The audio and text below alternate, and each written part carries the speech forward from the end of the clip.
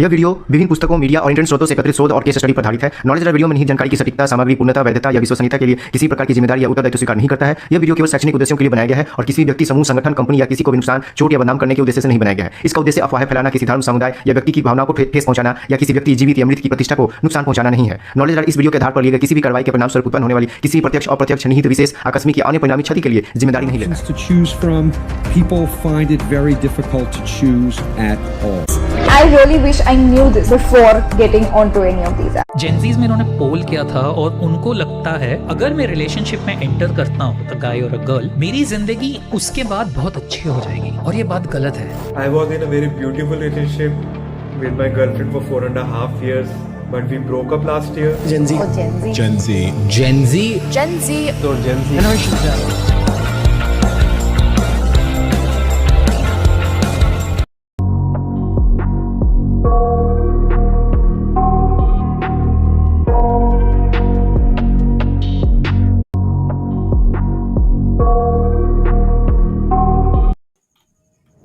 क्या है जेन जी? 1997 से लेकर के 2012 तक के बीच में जितने भी लोग पैदा हुए हैं उनको बोला जाता है जेन जे, यानी कि जनरेशन जेड। यानी कि अगर आपकी एज 12 से 27 साल के बीच में है तो आप एक जेन जे में आते हो, एक जेन जे जनरेशन में आते हो। ओके, दैट मीन्स एक ऐसा जनरेशन जिसका कोई वैल्यू नहीं है, तो generation with no value, generation where relationship means you need to be on bed, the most depressed generation. तो आखिर जेन जी में इतनी सारी प्रॉब्लम क्यों है?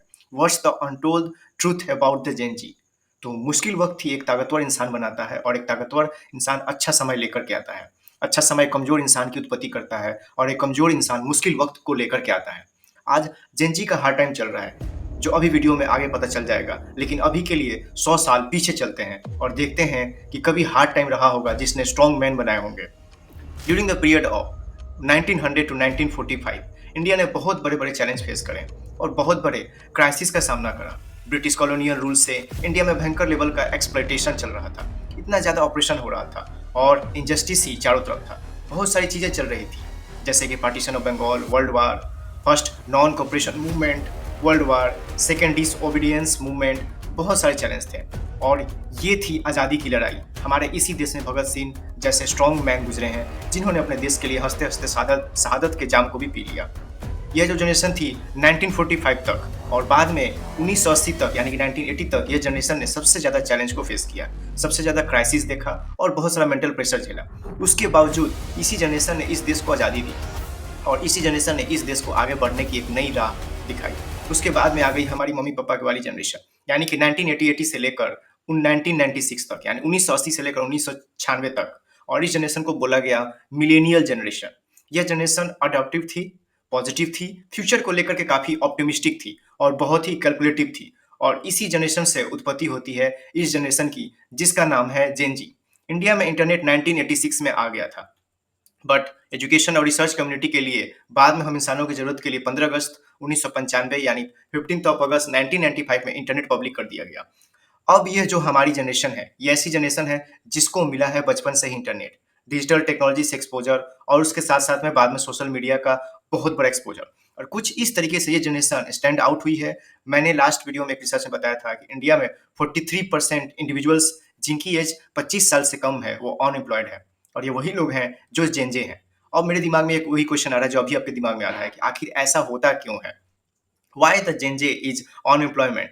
एक रिसर्च में पता चला है कि 74% ऑफ मैनेजर सर्वे से पता चला है कि Gen Z is more difficult to work than other generation. क्यों? Because they lack discipline, they lack focus, easily offended हो जाने वाली जनरेशन और एक बहुत ही पुअर कम्युनिकेशन स्किल रखने वाली जनरेशन। देखो, जनरेशन जेड में अगर अनएम्प्लॉयमेंट रेट इतना हाई है, अगर इतनी सारी प्रॉब्लम है, तो उसमें बहुत बड़ा हाथ है सोशल मीडिया का। बिकॉज ये जनरेशन ही ऐसी है जिस जनरेशन में सोशल मीडिया खुद वजूद में आया है 2003 में। फेसबुक चैट जैसे एक सोशल मीडिया प्लेटफॉर्म के ऊपर स्ट्रिक मेंटेन करने के लिए फॉर्म है, जो कि जेन जे के बीच में बहुत ज़्यादा पॉपुलर है। इसमें एक फीचर होता है कि जब आप अपने किसी दोस्त को या 3 से ज़्यादा स्नैप्स भेजते हो, जैसे कि स्नैपचैट में होता है, तो एक स्ट्रिक काउंट हो जाता है और फिर ये ऐप आपको पुश करता है कि आप उस स्ट्रिक को कभी तोड़ो ही मत, और ये स्ट्रिक ना तोड़ने पर आपको रिवॉर्ड करता है। बात आती है इनसाइडर के ऊपर। एक आर्टिकल में मैंने पढ़ा था, किसी दोस्त ने अपने दोस्त को रात में 4 कॉल करके उठाया कि भाई स्ट्रिक टूटनी नहीं चाहिए, इसलिए भाई मेंटेन कर ले, स्ट्रिक तेरी नहीं टूटनी चाहिए। इस तरीके से लोग सोशल मीडिया से इन्फ्लुएंस है। ये जनरेशन देख रहे हो किस टाइप का इम्पैक्ट है। एक आगरा की बात बताता हूँ। एक दीदी ने जहर खा लिया सिर्फ इसलिए उनको सोशल मीडिया पर फॉलोअर्स बढ़ाने थे। जहर खा के वीडियो डाल दिया कि फेमस हो जाए। अभी मैंने एक न्यूज़ में पढ़ा कि ये चीज़ तो तुम कहीं बाहर मत जाओ। ये ऐसी जेन जी की जनरेशन है, इनको फॉलोअर्स के लिए जब कुछ नहीं मिला, चलो यही करके देख लेते हैं। भाई शायद इसी से फॉलोअर्स आ जाए। अच्छा, ऐसे मैंने कई साइन सुना था, या बोल सकते हैं कई ऐसे स्टोरी सुना था कि ये बीटीएस आर्मी का होता है, जो कि पॉप है कोरिया का। ठीक है, इंडिया में 2 लड़कियां इतना अपसेट्स हो गई थी इन बीटीएस आर्मी से कि उससे 13 साल की बच्चियां कि वो कोरिया के लिए घर से निकल गई, घर पे बिना बताए, घर से सब कुछ छोड़ के। और उनको बेसिक मोड ऑफ ट्रेवल भी नहीं पता था कि कैसे ट्रेवल करना है। बाद में उनको जब पुलिस ने पकड़ा, उनके घर भेजने का तैयारी बना, तब जाकर के न्यूज़ में ये चीज़ खुली कि this is the type of impact जो कि आज के कंटेंट और सोशल मीडिया ने जेन जी के ऊपर बना करके रखा है। आज कोई भी किसी को रियल वैल्यूज के लिए फॉलो नहीं करना चाहता है। लोग फेक फॉलोअर्स वाले इन्फ्लुएंसर को फॉलो करते हैं सिर्फ और सिर्फ इसलिए क्योंकि लोग बस उनकी लाइफ में ही घुसे रहना चाहते हैं। लोगों को अपनी लाइफ देखने में कोई इंटरेस्ट नहीं है। आज के टाइम में अगर आप देखो तो ब्लॉग चैनल्स के व्यूज मिलियंस में ही होते हैं, बिकॉज वो एक पीओवी एक्सपीरियंस देता है, आपको पॉइंट ऑफ व्यू एक्सपीरियंस देता है। आप खुद ब्लॉगर की लाइफ में घुस जाते हो और आपको लगता है कि अरे ये तो मेरी लाइफ है, आज क्या अपडेट हो रहा है, आज क्या अपडेट हो रहा है, आज क्या नया होगा, तो आप एडिक्ट हो जाते हो उसकी ज़िंदगी से। एक दिन उसकी ज़िंदगी में क्या होगा, अब नेक्स्ट डे क्या होगा, इतना ज़्यादा एडिक्शन है इसी जनरेशन के अंदर कि ब्लॉगिंग जैसे टॉपिक्स को लेकर के लोग इन्हीं सारी चीज़ों पे वीडियोस देखना बहुत ज़्यादा पसंद करते हैं। मिलियंस में अगर व्यूज आ रहे हैं तो इसका मतलब लोग देख रहे हैं। और तुम्हें क्या लगता है कि इतना सारा जो कंटेंट कंज्यूम हो रहा है तो इससे किसी का फायदा नहीं हो रहा है? अरे क्रिएटर का फायदा 2 मिनट के लिए छोड़ दो, मैं ब्रांड्स की बात करता हूँ। भाई ब्रांड्स इतना ज़्यादा पैसा बनाते हैं कि तुम्हारे इसी अटेंशन और तुम्हारे इसी व्यूज की वजह से, जैसे कि रिसर्च में पता चला है कि जस्ट लाइक स्किल मार्केटिंग ने बताया कि 80% से ज़्यादा जेन जी इन्फ्लुएंसर सोशल मीडिया से। जब बात होती है कि कोई भी ऑनलाइन परचेज की तो ब्रांड्स इसका फायदा उठाते हैं। ना जाने कितने batting applications normal influence promote करते हैं बहुत ईजिली, बिकॉज लोग इनका ज़्यादा मेंटली इल हो चुके हैं। ऐसा कंटेंट कंज्यूम कर करके उनको ये भी फर्क नहीं पड़ता कि भाई ये बैटिंग एप्लीकेशन है। क्या है भाई, बोला ना तो करने का। टिंडर, बम्बल, ट्रूली, मैडली जैसे ऐप्स मार्केट में भरे पड़े हैं। एक क्लिक में हजारों लड़कियां तुम्हारे सामने, और जब आदमी के पास में चॉइसेस अनलिमिटेड होती है तो कन्फ्यूजन रेट बहुत हाई हो जाता है। अब ऐसे प्लेटफॉर्म पे जहाँ पर आपको पूरा फ्रीडम है अपने चूज किए हुए फिल्टर्स के अकॉर्डिंग अनलिमिटेड अमाउंट में अपोजिट जेंडर को एक्सप्लोर करना, और आप जब एक्सप्लोर करते हो तो फिर एक आप लूप में फंस जाते हो, जिस लूप का नाम है casual sex, hookups on the name of dating. इसी जनरेशन में बहुत सारे न्यू टर्म्स आ गए, जैसे कि सिचुएशनशिप, बेंचिंग, एक बहुत ही ट्रेडिंग टर्म है ये दोनों। सो जेंजे के बीच में, जिसका मतलब होता है कि आपके दिमाग में 3-4 अलग अलग पॉसिबिलिटीज़ हैं, तो आप किसी एक इंसान पे कमिट नहीं कर पा रहे हो और आप उसको बोल नहीं पा रहे हो, आप एक कमिटेड रिलेशनशिप में नहीं आ रहे हो, आप फंसा के रख रहे हो किसी को भी। उसको ये जेंजी के बीच में बहुत कॉमन हो गई ये बातें। सो कहते हैं ना कि in my mind I was committed to you, आपने सुना होगा, राइट? मैं नाम नहीं लूंगा उनका। सो सैड पार्ट इज आज के कितने सारे लोग हैं, इनको लोगों को अब आइडियल, अपने सेलिब्रिटीज को अब आइडियल मानते आ रहे हैं। जब इनकी शादी हुई थी तो इन कितने सारे लोगों ने ऑनलाइन पोस्ट करना डालना शुरू किया था, ओ माई गॉड सबली सो लवली कपल, सो क्या क्या लिखना शुरू कर दिया था। भाई देख लिया सच्चाई, एक वीडियो वायरल हुआ, सब लोगों ने अपने अपने ओपिनियन दे देना शुरू कर दिया। यानी कि ये जो जेंजे है, सच्चाई जब तक कुछ वायरल नहीं होता तब तक उसको मानती नहीं है। इंडिया में ट्रेंड है कि लोग बॉलीवुड सेलिब्रिटीज को अपना आइडल बना करके बैठे हैं, और लाइफ में जो भी लाइफ का परसेप्शन होता है एक बॉलीवुड सेलिब्रिटी से लेते हैं। उनको जिंदगी कैसे जीना है ये उससे सीखते हैं। तो ये बहुत बड़ी प्रॉब्लम है, बट लोग इसको एड्रेस नहीं करते हैं, लोग बहुत ही कॉमनली इसको लेते हैं। ऑल्सो बहुत सारे रिसर्च में पता चला है कि इस जनरेशन का कोई बहुत इंटरेस्ट नहीं है एक मीनिंगफुल रिलेशनशिप बनाने में, एक फैमिली डेवलप करने में। इस जनरेशन का जो इंटरेस्ट है वो वेब सीरीज से सीख रहे हैं, जैसे कि वेब सीरीज में दिखाते हैं कि सेक्स के लिए आप इजीली अपने पार्टनर पर चीट कर सकते हैं। जैसे कि मैंने आपको पिछले वीडियोज़ में बताया था कि for more shorts thank you for coming, ये जो सीरीज आई थी मार्केट में, और इतने सारे लोग इन सीरीज से इन्फ्लुएंस हो रहे थे कि उसमें कैजुअल सेक्स को इतना ज़्यादा बढ़ावा दे रहा था, इसी चीज़ पे नॉर्मलाइज किया जा रहा है कि it's not a big deal to cheat on your partner just for the sake of sex, friends with benefit. ये ऐसे टर्म्स है जो जेंजी के बीच में बहुत कॉमन हो गई है, लेकिन बहुत ही फ्रीली यूज कर लेते हैं, कॉमनली यूज करते हैं, जबकि इसका मतलब होता है कि without having any kind of romantic relationship और any kind of long term relationship, just you can have a sex with your friend on the name of friend with benefit. जो है 13 की एक स्टडी में पता चला कि कैसे कैजुअल सेक्स एक फीलिंग ऑफ अनफुलफिल्ड को डेवलप करता है और आपको मेंटली अफेक्ट करता है, बिकॉज आप अपनी बॉडी को इतना सस्ता बना रहे हो कि आप इतना सस्ता मान लेते हो कि कोई भी आए और उसको छूकर चला जाता है। as much as you share your bed with different kind of person, आपको आपके अंदर उनकी नेगेटिविटी भी आती है। ओके, चलिए एक देवी हैं जिनका नाम है कैरिन मर्जौरी और ये लोगों की हेल्प करना चाहती हैं। उनकी एआई गर्लफ्रेंड बन के नया अभी आपने सुना होगा ट्रेंड, बहुत ट्रेंड चल रहा है, एआई वगैरह गर्लफ्रेंड आ गए हैं मार्केट में, राइट? और ये ज़्यादा नहीं, उसका चार्जेस होंगे बस $1 पर मिनट। लोनलीनेस, आइसोलेशन, डिप्रेशन बिल्कुल ही कॉमन हो गया है। इस जनरेशन में हर दूसरे आदमी बोलेगा यार मैं तो बहुत डिप्रेस्ड हूँ, भाई मैं बहुत डिप्रेस्ड हूँ। भाई according to the report of Deloitte India, 40% of the Gen Z is suffering from depression, 53% of the Gen Z is suffering from anxiety disorder, and the 57% of the Gen Z is suffering from stress bipolar disorder, body obsessive compulsive disorder, OCD and trauma disorder बहुत तेजी से Gen Z के अंदर बढ़ रहा है। Porn is the very normal thing to Gen Z। आज के सोशल मीडिया ने, प्रिंट मीडिया ने और इन्फ्लुएंसर ने हाइपर सेक्सुअलाइजेशन को बहुत ही आम कर रखा है और यूथ में पॉर्न एडिक्शन बहुत तेजी से बढ़ रहा है। 45,000 करोड़ की इंडस्ट्री है पॉर्न इंडस्ट्री की, जो कि बहुत ही लुक्रेटिव इंडस्ट्री है और इंडिया आज दुनिया में टॉप 3rd नंबर पे आ गया है पॉर्न देखने के मामले में।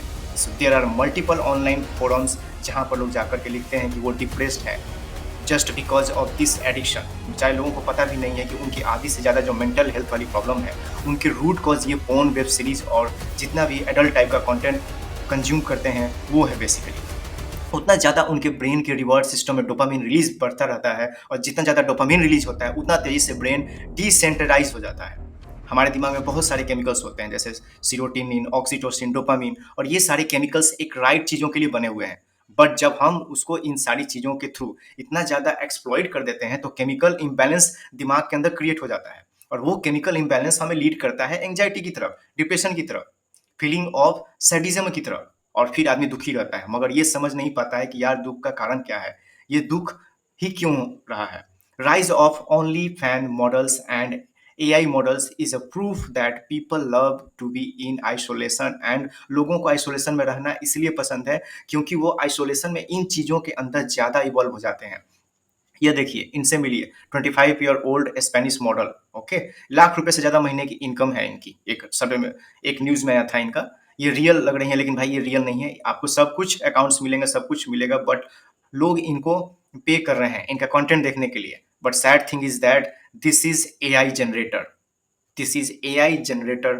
Okay, so there are unlimited amount of study shows that the watching porn leads to depression and anxiety. मगर फिर भी जो कंजम्पशन देगा, जो सेम अमाउंट पे ही आपके ब्रेन को इफेक्ट करने वाला है। एक स्टडी में पता चला है कि 27% से ज़्यादा कैंसर्स जो इंडिया में होते हैं वो टोबैको यूजर्स की वजह से होते हैं। और इंडिया में जेन जी के बीच में सिगरेट स्मोकिंग, इसको बहुत ही कूलर और मैचो और मस्क्यूलर बनने वाली चीज़ को दिखाया जाता है, प्रोमोट किया जाता है मूवीज़ के थ्रू। अगर आप कबीर सिंह देखोगे तो वो सारी मूवीज़ में आपको ऐसा लगा होगा जैसे भाई अगर तू बंदा है तो you should be a smoker, ये चीज़ है, यह प्रमोट होता है। जैसे सिद्धांत सारव ऑनलाइन लिख कर बताते हैं कि उनका एक दोस्त उनको सिगरेट पी करके दिखाता है, सिर्फ और सिर्फ इसलिए बिकॉज वो अपने कॉलेज में पॉलिटिक्स के अंदर स्टैंड आउट करना चाहता है। तो वही wants to be look cool, he wants to be look macho, that's card. ये हार्ड टाइम चल रहा है जेन जी के लिए।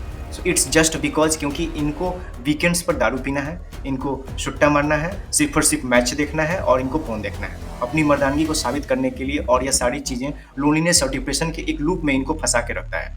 इनको पता भी नहीं चलता कि आपने कभी गोल्ड फिश देखी है या नहीं। वहीं एक्वेरियम वाली the average attention span of the gold fish is night second and Microsoft अभी कनाडा में एक रिसर्च करा रही है जहाँ पे 2000 जेनजे के ऊपर, जिससे पता चला है कि जेनजे का अटेंशन स्पैन 8 सेकंड तक आ गया है। मतलब सिर्फ आप 8 सेकंड तक ही कंसंट्रेट कर पा रहे हो, जो कि एक गोल्ड फिश से भी कम है। ऑलराइट, ये अटेंशन स्पैन और कंसंट्रेशन कम करने में जो सबसे बड़ा योगदान कंट्रीब्यूशन है वो उतना ही क्रेज है। और आज भी लोगों का अटेंशन स्पैन शॉर्ट वीडियोज़ के थ्रू बहुत कम हो चुका है। लोग एक वीडियो पे ही एक टाइम में लोग एक तरफ यूट्यूब देखते हैं और एक तरफ आकर के इधर, लेकिन आपने वो खुद डिजाइन करी है टेक्नोलॉजी की मदद से और वही आप दुनिया को दिखा रहे हो। लोग अपनी यह रियल आइडेंटिटी बनाते हैं जो कि एक फेक आइडेंटिटी होती है। रील, शॉर्ट्स, और एक तो बहुत ही बड़ा मार्केट है छोटे छोटे जो शॉर्ट वीडियो वाले ऐप्स हैं इंडिया में, तो उन सब पे अगर आप जाओगे ना तो करोड़ों में व्यूज़ हैं वीडियोज़ के ऊपर। तो अगर करोड़ों में व्यूज़ आ रहे हैं तो आप सोचो कि कितने सारे लोग ये सारे वीडियोज़ देख रहे हैं। प्लीज़ चलो एक बहुत ही रिसेंट इंसिडेंट सामने आपको मैं बताता हूँ जिसमें एक बंदा फ्लाइट में कैप्टन को उठ करके थप्पड़ मार रहा है सिर्फ इसलिए कि फ़्लाइट लेट हुई। अरे भाई फ्लाइट लेट होती है, तुम्हारे हमारे सेफ्टी के लिए लेट होती है। भाई हम आप सेफ रहें, कुछ ना कुछ तो रहा होगा, तभी लेट हुई। लेकिन भाई साहब इतना इम्पेशेंट हैं कि भाई साहब को बहुत बुरा लग गया, तुरंत जाके थप्पड़ जड़ दिया, वो भी कैप्टन को। भाई इस लेवल की इम्पेशेंट है ये जनरेशन। हर चीज़ में लोगों को जल्दबाजी चाहिए। सोशल मीडिया के ऊपर लोग ऐड चलाते हैं, वर्क फ्रॉम होम 2,50,000 से लेकर के आओ इस गेम में लोगों को बहुत जल्द इसमें भी पैसा बनाता है। ऐसे ऐसी ये सारी चीज़ें हैं। ये सारी चीज़ें इंटरेस्ट ग्रेटफुली भर तब जाकर के तुम्हें कोई प्रोग्रेस दिखेगी। 6 महीना तुम अपने प्रोग्रेस दिखोगे, या इससे कहोगे तुम वीडियोज़ अगर तुम बनाना चाहते हो तो तुम अच्छे से रिसर्च करो, अच्छे से वीडियो बनाओ, लेकिन without any expectation of money in the start of 1 to 2 to 3 years. कुछ भी उठा करके देख लो, हर चीज़ में रिस्पॉन्स टाइम को बहुत क्विक कर दिया गया है। ये रिस्पॉन्स टाइम जो होता है इतना क्विक होने की वजह से ही जनरेशन को इंटरेस्ट ग्रेटफुली है। अगर कोई भी चीज़ हल्का सा भी डिले हो जाता है तो लोगों को यह चीज़ पसंद नहीं आती है। यह चीज़ कहीं ना कहीं बहुत बड़ा एक नेगेटिव इम्पैक्ट ला रही है हमारे समाज में। सो जनरेशन जेड जो है, ऊपर जेनजी और इसके बाद वाली जनरेशन जो अल्फा है, जनरेशन जेड के बाद वाली जनरेशन को बोलते हैं जनरेशन अल्फा, हमारे देश की शान है। बिकॉज आने वाला टाइम सिर्फ और सिर्फ इस देश का जनरेशन के हाथों में है। मैंने इतने सारी प्रॉब्लम्स को आपको बताया जुड़ाया जेनजी को लेकर, बट मैं अब कुछ चीज़ें बताऊंगा सोल्यूशन के तौर पे। अगर तुम्हारी लाइफ में कोई भी प्रॉब्लम चल रही है तो तुम्हें एस्केपिज्म का सहारा नहीं लेना है। एस्केपिज्म बहुत सारे टाइप के हो सकते हैं। एस्केपिज्म है पॉर्न का, एस्केपिज्म है ड्रग्स का, एस्केपिज्म है अल्कोहल का, एस्केपिज्म है सोशल मीडिया का। सोशल मीडिया को भी लोग एज अ एस्केपिज्म ही यूज करते हैं। अपनी रियल लाइफ की प्रॉब्लम पर फोकस करना ही आपको एक स्ट्रॉन्ग मैन बनाता है या स्ट्रॉन्ग वुमन बनाता है। दूसरी चीज़ है सोशल मीडिया को लिमिट में यूज करना और अपने इन्फ्लुएंस को गार्ड करना। इसका यह मतलब है कि आज के टाइम में हम सिर्फ मोबाइल फ़ोन वाली दुनिया के अंदर रहते हैं। और ये अगर मैं एक कहानी से बताऊं तो अगर एक मेढक है और वो कुएं के अंदर डाल दिया जाए तो उसके लिए वो कुआं ही उसकी दुनिया है। ठीक उसी तरह जब उस कुएं से निकलता है और उसको समुद्र में फेंक दे तब उसको पता चलेगा कि अच्छा दुनिया तो इतनी बड़ी है। तो मोबाइल फ़ोन में जो चीज़ें आप इन्फ्लुएंस होते हो वही आपको दिखाया जाता है। एल्गोरिदम ऐसे वर्क करता है तो आपको लगता है कि दुनिया ऐसी ही है, दुनिया ऐसी वर्क करती है और आप एक्सट्रीमिस्ट बनते रहते हो।